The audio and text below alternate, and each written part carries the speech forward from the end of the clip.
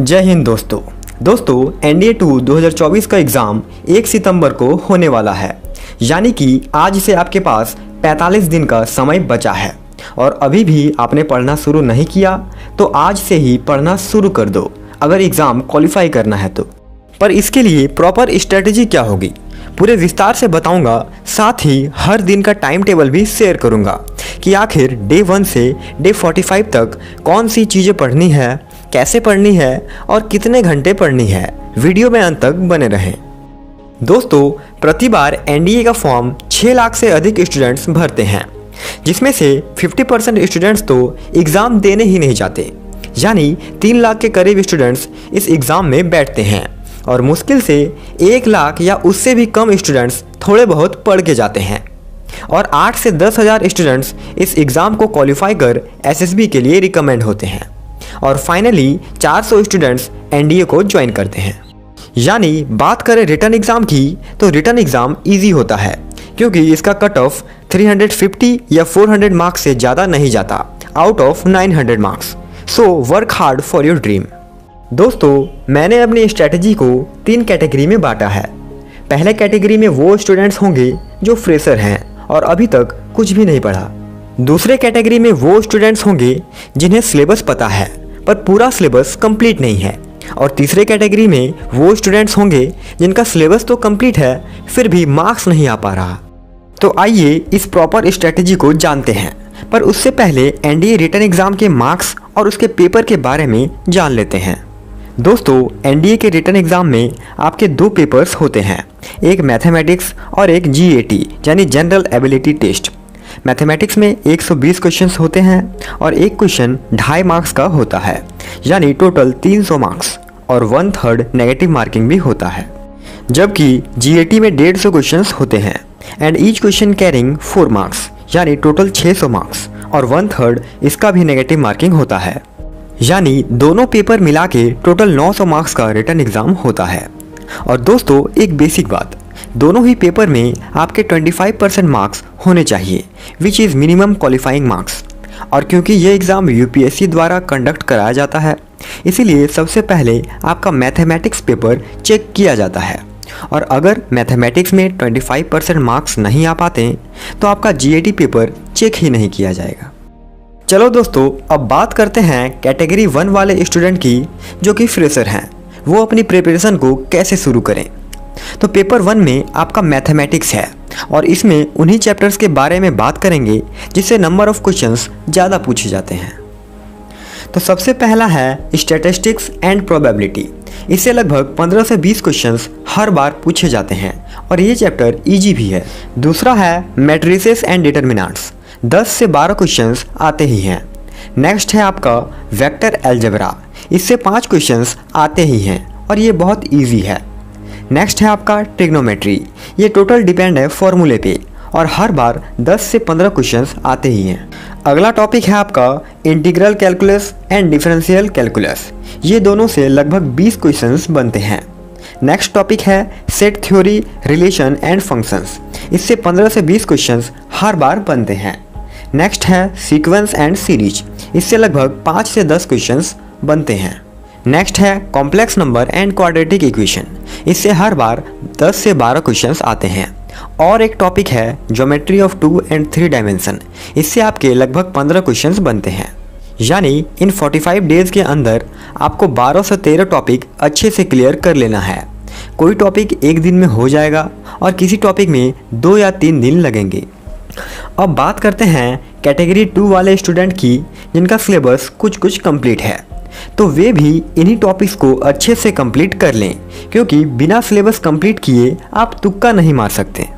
और कैटेगरी 3 वाले students in topics को अच्छे से रिवाइज कर लें और साथ में मॉक टेस्ट भी ज़रूर लगाएं, इट्स वेरी इंपॉर्टेंट। या आप ओसवाल के इन बुक्स को ले सकते हैं क्योंकि इसमें प्रीवियस 12 ईयर के सॉल्व पेपर दिए हुए हैं। ये मैथमेटिक्स बुक है और इसी तरह की इनकी जीएटी की भी बुक है।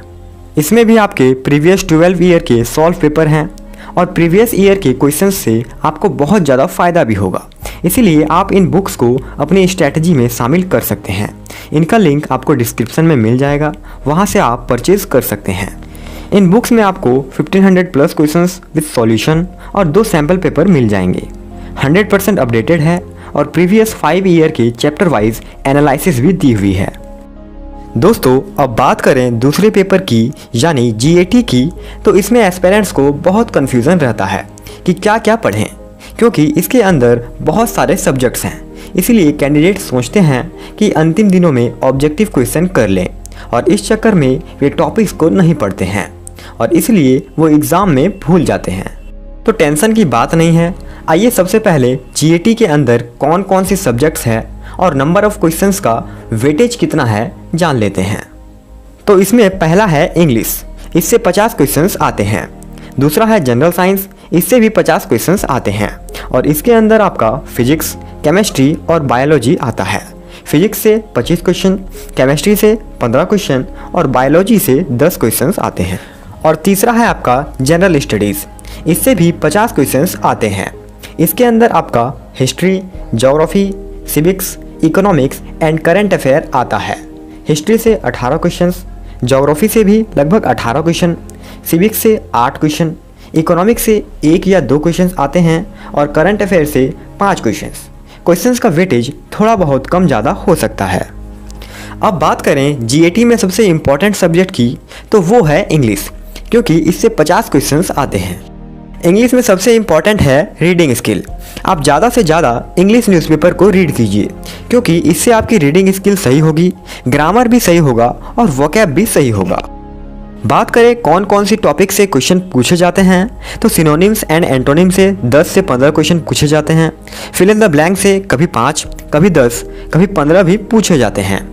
स्पॉटिंग एरर से 5 से 10 क्वेश्चन आते हैं। इडियम एंड फ्रेजेस से 5 से 10 क्वेश्चन पूछे जाते हैं। कॉम्प्रिहेंशन या ऑर्डर ऑफ वर्ड से 5 से 10 क्वेश्चन पूछे जाते हैं। तो इन सारी टॉपिक्स को जरूर देख लें।